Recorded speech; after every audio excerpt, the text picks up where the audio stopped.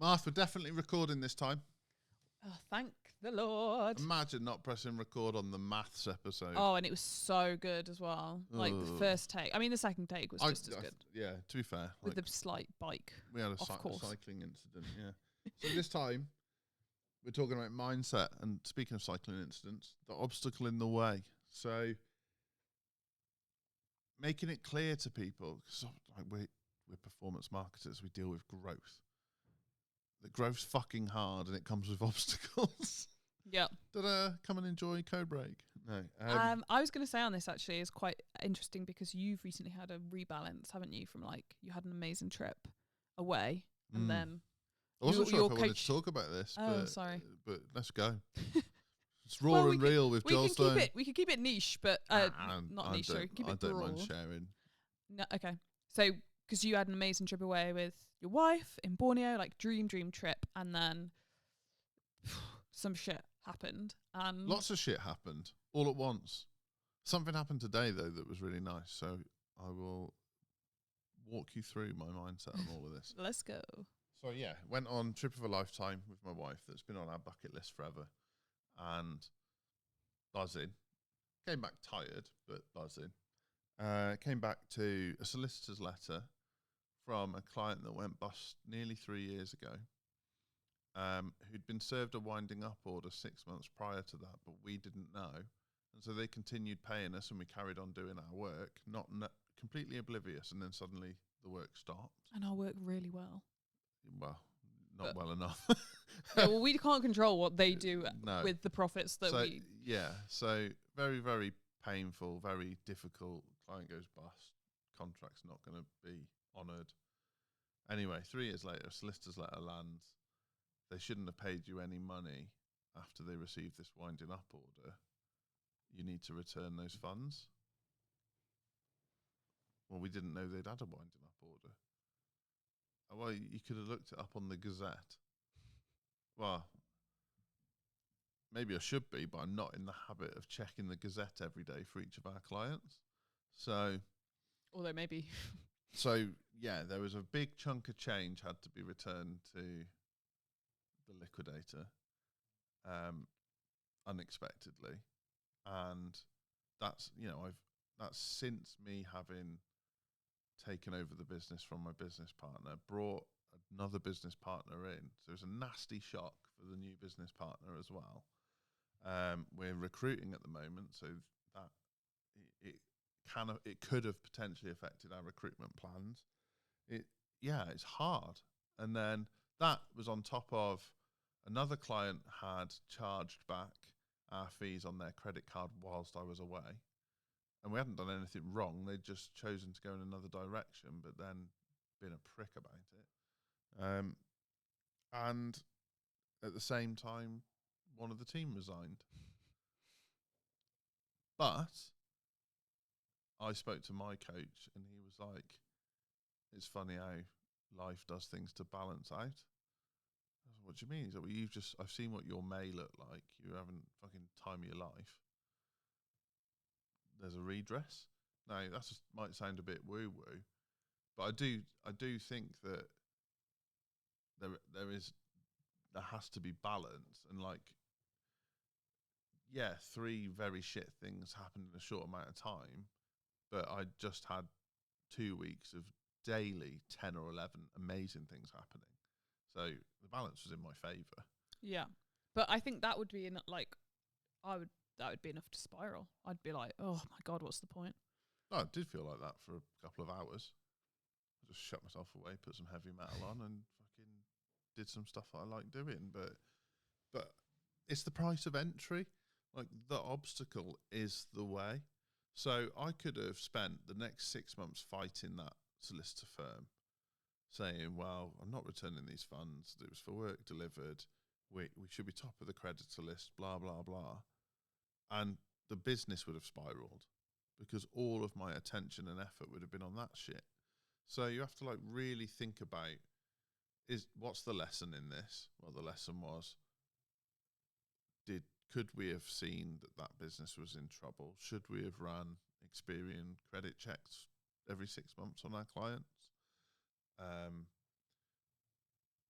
like, should we be checking if clients have ever had a winding up order? And the answer is, when you want to be a business of our size, yeah. Yeah. Sadly, yeah. And so there was a lot of lessons from it for me. And I also needed to be seen, whether I like it or not, as a leader. Like, you and Scott as the managers and the team and the assistants, if they saw me losing my head, other things will go wrong. Yeah. And so I think the mindset piece is, if you want to be £1 million business, a £5 million business, a £10 million business, you're going to encounter £1 million, £5 million, £10 million problems, whether you like it or not. At some point, you will encounter those things. I listened to Alex Hormozzi's podcast, The Game, and he had an unexpected multi-7-figure bill that he didn't know was coming, but had to be paid within like 5 days or something. And there was no choice in the matter, so he didn't go into detail on what it was, but I imagine it was tax, because that sounds very tax-like. And he just had to get on with it. And of course it affected his plans and affected what his next investment looked like, and like what he was able to do. But you have to get on with it. And this happens in your personal life too. And weirdly, business has taught me how to handle my personal life better. So this weekend, Father's Day, just gone. My dad's in a mental hospital. Has been for 3 years now. So ever since I've known you, yeah. Well, he was in prison when you first knew me. Oh, right. Yeah. But rang them up the week before Father's Day. Can I come visit my dad on Saturday? I know Father's Day's on a Sunday. I'm not a maniac. But my dad goes to visit his mum in the nursing home on a Sunday. So I didn't want to disturb that. So I said, can I come visit him on the Saturday? Oh, we're putting an event on the Saturday for patients only. So we're not accepting visitors. And I wanted to say, surely there's a lot of people who want to bring their kids to visit their dads this weekend. Like, that timing is stinking. Yeah. And it made me feel sad. And then I said, well, okay, can I come on Monday instead? But can you let him know I tried to arrange a visit before Father's Day? Yeah, you can come on Monday. And historically, that would have been enough to put me in a bit of a spiral. That would have really upset me. Then I'm driving to work on Monday with a view that I'm going to then go see my dad, and get a phone call saying, are you coming today or not? Because we've got no confirmation of you booking a visit. And I think old Joel would have been like, are you fucking joking? Are you off your head? And then when I got there, they were 15 minutes late getting him ready because they hadn't passed the message on. So I lost 15 minutes of an hour visit, and they hadn't told him. So he thought I'd forgotten him on Father's Day, which for someone who's mentally fragile, I think's disgusting. Yeah. But I handle that in an entirely different way because of some of the obstacles business has given me, in the sense that I just look at it and go, well, what can I control about this? Control the controllables. Yeah. I say to myself so much. I can't control much about this situation. I'm in the hands of other people. The only thing I can control is my reaction and my feelings. And I've got a father-in-law I need to visit over the weekend. I've got a nephew I need to visit over the weekend. They need me at my best, not me moaning about the situation with my dad. And it's the same in business. If a legal letter lands, or an unexpected bill, or a staff member kicks off, well, the other staff members and your clients still need you to be on form. Yeah. So make the choice. And it might feel like you don't have a choice because it's hurting so much, but you do. How did you get there? Trial and error. Like, what is there anything that actively be like, this is what put me on the right path to being able to handle? I've worked with a lot of coaches, and I think some good, some bad, but I've taken positives from all of them. Yeah. The coach I work with now, Paul Moore, has been brilliant for me. Like, he's not afraid to show that he has these struggles too. Yeah. and that he implements the same techniques as he teaches. And so, like, for a long time, I had to journal out my feelings and write down the 10 good things that have come from this terrible thing that's happened.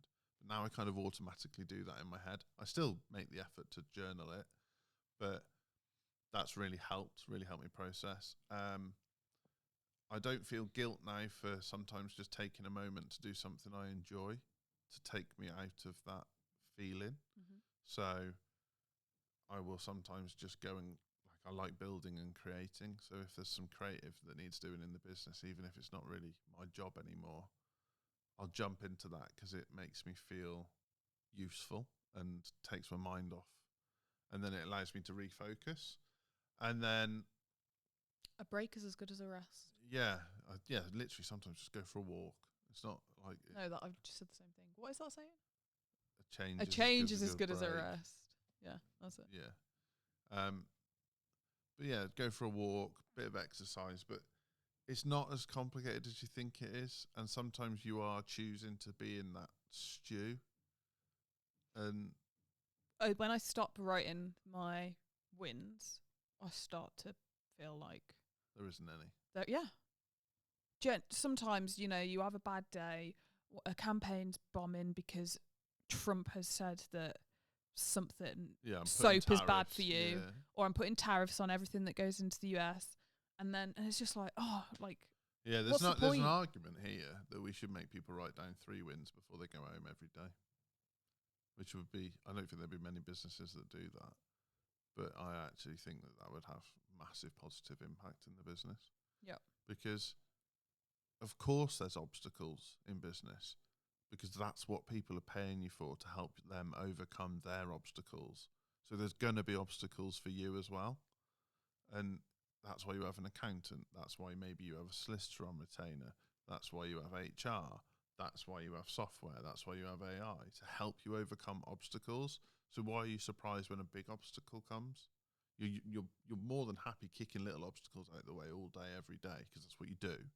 But a big one comes, and there's a risk of falling into why always me mentality. Well, you were due one. Yeah. You've just been on. It's odds. Yeah, because it's like, people are like, people in Bali are the happiest people and they have nothing and they're just so happy, which is true. But they also aren't going on holidays to Dubai or living in massive houses, or maybe don't even have clean water or a washing machine or a shower that works.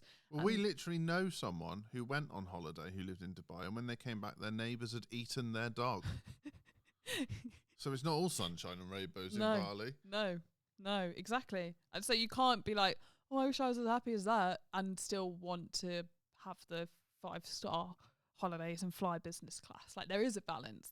You are gonna be more stressed when you have more, but it's also the Instagram life now that it just looks like everybody's having a good time all the time, and you don't see. It's so easy to look at someone else and say, I wish I had their business, because we've got a client who works 4 hours in his business. I think the ultimate, and I'm certainly not there yet, but I'm trying, is when these obstacles come, to be really fucking grateful for them, because it's your next opportunity. Yeah.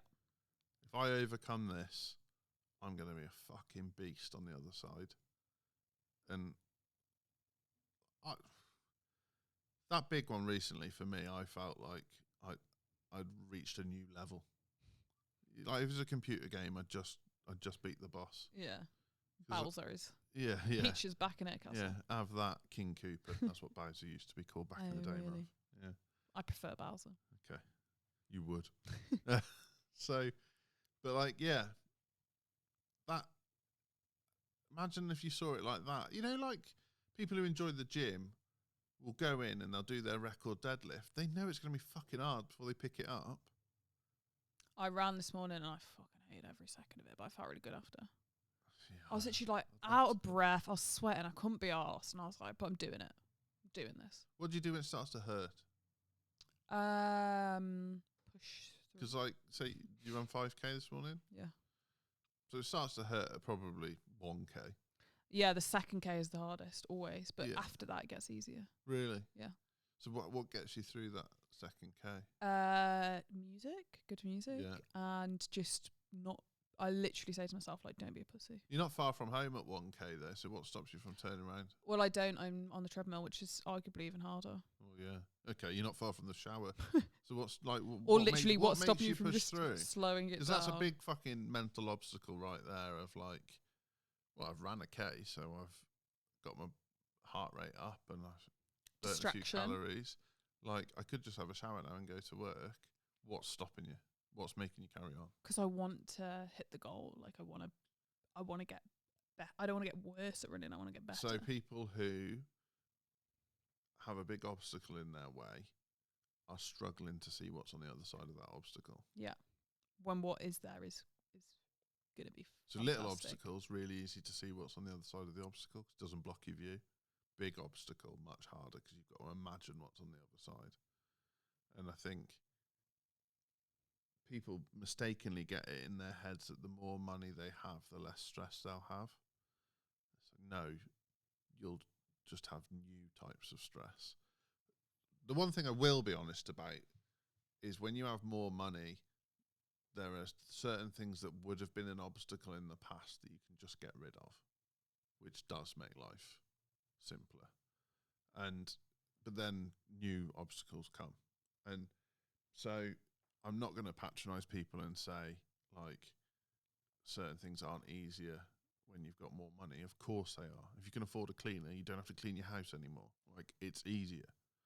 But other shit happens. Like, expect shit to happen. And so every level of growth, I'd say, brings new challenges. Yeah. So what common obstacles? I mean, Staff. from experience and Staff is a massive one that always surprises you. You never, ever fully feel like you've got on top of the team. So don't settle into that thought. Well, yeah, because you can never, ever control. People have left here and it's blown my mind that they're leaving. And I always take that really personally. I'm just like, they don't like me. They don't like It must us. be you, Marv, because this never happened before you got here. No, I'm joking. Yeah, and wow, no. But we were a smaller business and we had like a solid team for like, what, 4 years? Yeah. And then... But now it's harder, isn't it? And we crank up the pressure and we push hard. And it is what it is. Like, I'm not going to take it personally. You're still here. I think Jack and Ethan are here for the long term. Like, we're recruiting. But staff is a regular obstacle for the business owner. And humans in general are. Like, you cannot predict what someone's going to do. I don't think I can even predict what I'm going to do. Like, sometimes I do some really destructive behaviour and I'm like, why am I doing this? Why? Like, and I know, I'm like, I said, think to myself, like, why am I acting like this? And then, but I'm still doing it. Yeah. So if you're doing that, Why and have I you're had 10 relatively cookies stable. in a row? I don't want to eat the 10th cookie, but I still eat it. I had some gingerbread on Sunday. Homemade gingerbread. Ooh, Man. Nice. It's like classic one with like chocolate hair and Smarties for buttons. It was really good. And did you pull off his buttons Button. one Did by I one? pull off his button? Do you know the Muffin Man? No, I just bit his head off.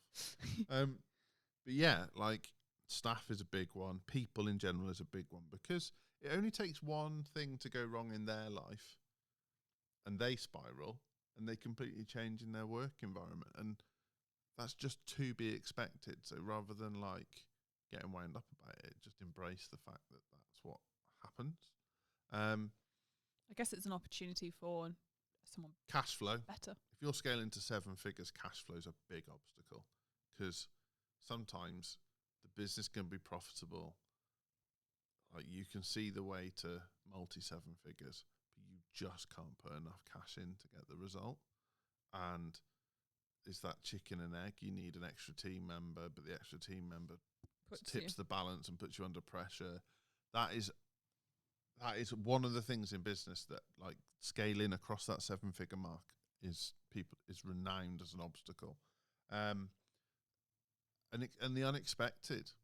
I think something unexpected happens every day here. Like, a website goes down or client is getting an amazing result, but the still isn't postman happy. delivers stuff to the wrong fucking place, or a client kicks off when it doesn't make any sense. Like, these things happen, so expect them to happen rather than, like, it's weird. Like, as humans, we kind of expect good things to happen to us and then complain that they never do. Don't expect bad things to happen to us and then complain when they do. And it's not true either. Like, lots of good things happen to you every day, as you alluded to. You just don't take note of them, but you remember the bad ones. Like today, honestly, it's blown my mind. A guy called Joe. I got to the office and there was a parcel outside the door addressed to me. Picked it up, opened it, and he sent me a Teenage Mutant Ninja Turtles protein shaker. And you have to be listening to the podcast quite a lot or following my socials to know that that's an appropriate gift for me. And he sent it me just out of kindness. With no, like, expectation. You didn't even know who it was from. I didn't know who it was from. I Story, just received a random gift, so I put it on my socials, and he replied in the messages. And I could have cried. I was like, that is such a lovely thing. And I've screenshotted our conversation I've had with him that I'll keep private, but I'm going to keep that on my phone and refer back to it when I'm struggling. And it's just like, fucking hell. Yeah. Like, it's just really nice. So, and yet, like, the other week when we were, I got this solicitor's letter, we had this chargeback. That day I was driving to work in a strop and I cracked my windscreen. Oh, fuck's sake, what else is going to happen? Yeah. And, it goes both ways. Yeah. It's not, and I also say this, I was like, it's not a bad life, it's just a bad day. Sometimes you do have bad days, sometimes you have amazing days. Oh, God. Like, if people saw a bird's eye view of your life or my life, they'd think we were very privileged. Yeah. I think so too, yeah. So, like, who am I to complain, sort of thing? But yeah, other things that might come up: overwhelm, feeling like you haven't got any time, hiring the wrong people. That's easily done. I've done it. I'm reluctant to say burnout, but that feeling of burnout, often when all of your attention's in a negative place, it drains you really quickly. And then, like, on a high level, leadership. Are you being a good leader? Are you doubting yourself?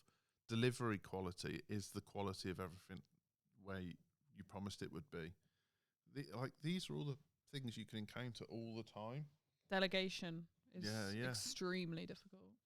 But I would say, treat it as a good sign that when you're encountering resistance, it just means you're, like, breaking through to the next level. Yeah.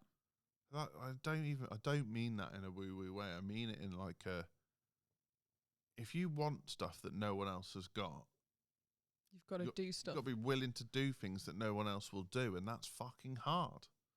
So, I mean, Hannah said something to me the other day, and I don't think she realised she said it. We were just driving home from somewhere, and she said, and she saw a message pop up on the car. Someone had messaged me, and it was a bit flippant.